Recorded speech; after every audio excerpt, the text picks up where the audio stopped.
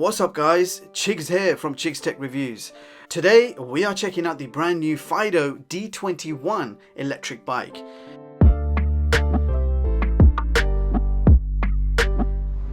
This one is foldable, features a 250 watt motor and promises a pretty decent range of up to 100 kilometers, which is around 62 miles. The D21 also has an accurate torque sensor, so it can measure how hard the rider is pedaling to determine how much electric power to push the bike. So harder you pedal, the more power it gives to the motor. Pedal lightly, less electric power used. Now the Fiido D21 is easy to fold up, especially useful for transporting. It does weigh only 17 kg, so it's quite light as well, and folded up dimensions are only 80 by 40 by 74 centimeters, which means it should fit in more or less any car boot. Now the bike is quick in acceleration and will give you a maximum speed of 25 kilometers per hour, which is around 15 miles per hour. And it gets to the top speed pretty fast, so nice fast acceleration, plenty of power for hills. There are 3 levels of pedal assist, 3 being the most powerful, which means you'll be pedaling less and the electrics will be doing most of the work. I actually like to keep it on power assist level 1, so it means I can pedal and get some exercise whilst the bike still gives me some electrical assist, making my ride a lot easier. Now the motor feels powerful, it's not too loud, and the bike will give you a maximum range of up to 100 kilometers depending on what mode you are using. Now the bike frame is made from aluminium alloy, finished in dark grey colour.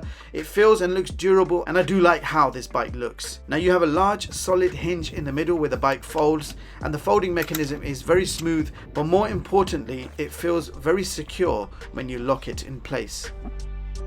The seat is well padded and comfy to sit on.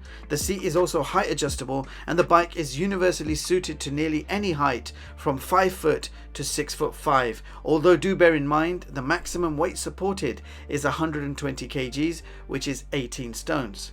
Furthermore, you have 20-inch wheels which are 1.75 inches in thickness. You have mechanical disc brakes on front and rear, and the 250 watt motor is located on the rear wheel. On the back we have red LED brake lights. You actually have 2, one above the battery connection cable and a larger one below it. And on the front we have a bright white LED light. And all the LEDs are controlled by a button on the handlebar. And speaking of the handlebar, we have rear brake, a bell, and a small LCD display showing you your current speed, and a mode button which you can single press to switch on the LED lights, or press and hold the mode button to switch the electric power on or off. If you single press the button underneath, it will allow you to select the 3 pedal assist power modes. On the other side we have front brake, a throttle for pure electric mode, and you have 7-speed Shimano gears, and you have 2 levers for the Shimano gears to shift up and down. Now let's discuss the throttle. By default the throttle will give you only 6 kilometers per hour, which is 3 miles per hour speed, so default speed not very useful at all. But there is a way to unlock the throttle to top speed. But please note, you should only unlock it based on your country's e-bike law. So in the UK we are not supposed to have a working throttle on an e-bike, otherwise it's classified as a motorbike or moped. But anyway, to unlock the throttle, power off the LCD display, hold the brakes, push the throttle all the way down. You hold on to this position whilst powering on for 8 seconds. On the screen E2 will be displayed, and that means you've done it correctly. Now if you push down on that throttle, the bike is going to fly full speed ahead, 25 kilometers per hour, giving you pure electric mode. Wow, speed's unlocked guys. So the throttle is now giving me 22 kilometers per hour on the throttle. Pure electric, no, it's gone up to 24. So 25 kilometers per hour using the throttle only, no pedaling. So I have actually unlocked the throttle, which is great news. Alright, so let's talk about the battery. Battery is removable, and the seat pole itself is the battery. So you are sitting on a 36 volt 11.6 AH battery, and it takes around 7 hours to fully charge, but is capable of giving you a 100 kilometer range. Now let me tell you a bit more about my personal experience with this bike. I have been cycling every morning for around 30 minutes every day. 5 days later my battery is still showing full bars. I've been using this mainly in pedal assist level 1 mode, and the ride is nice and smooth. Seat is comfortable, bike is light to transport in your car, folds away nicely. I'm also happy that the bike is IP54 water resistant, so I don't need to worry about the weather or rain damaging the bike. I don't need to look out the window before I go for a ride. I can ride this bike in any weather, which is definitely a plus point. Shimano gears are also very smooth and silent. The electric motor makes the usual humming noise, but it's not too loud, but still might be obvious that you are riding an electric bike. Now, I've been using this mainly for short journeys in the morning, but this is pretty much designed for long range, giving you up to 100 kilometers, which is around 62 miles. So this bike will give you an awesome range. So that means with that battery capacity, I could ride from Bedfordshire to London and all the way back.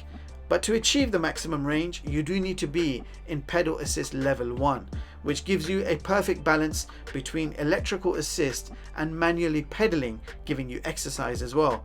Saying that, level 2 and level 3 means you are pedaling effortlessly, but comes in handy when you want to quickly move off or if you want to go up a steep hill. Okay, quickly mention packaging and assembly. The bike comes well packaged, and inside the box you will find a user manual and a bag of screws. You're getting 2 mud guards for front and back, the battery pole which comes already attached to the seat, and the battery has a charger port, and on the back you can see a metal power button and a red power light, and also the battery connector to connect to the actual bike. There is also a box of accessories containing a bunch of tools, a UK power adapter, a power supply and a power cable.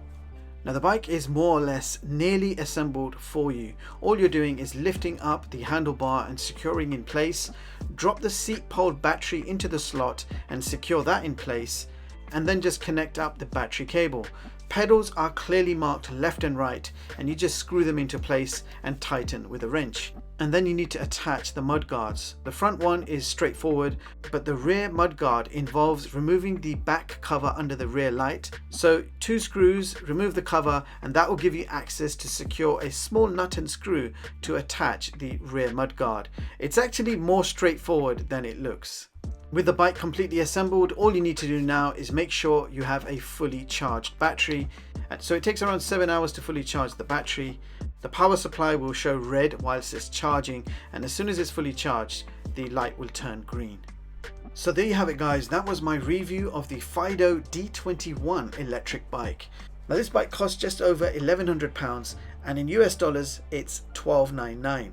So this is one of the cheaper and more affordable e-bikes that you can currently buy, and for this price you get a nice design, the fact that it's a foldable bike, lightweight, and you get a really good torque sensor, so the ride is safe and more enjoyable, and definitely not forgetting the massive 100-kilometer range and removable battery. Now I have used more expensive electric bikes, some of them nearly double in price, but I still find myself preferring the Fiido D21 over most of them. You're getting plenty of power and performance, and this e-bike is completely legal for UK regulations as long as you don't unlock the throttle speed. So another interesting electric bike tested on the channel, with lots more to come your way. So do make sure you are subbed to the channel if you aren't already, and also do hit the like button to show your support. And with that being said, thank you so much for watching, and I hope you all have an amazing day. I'll see you all in the next one. Peace.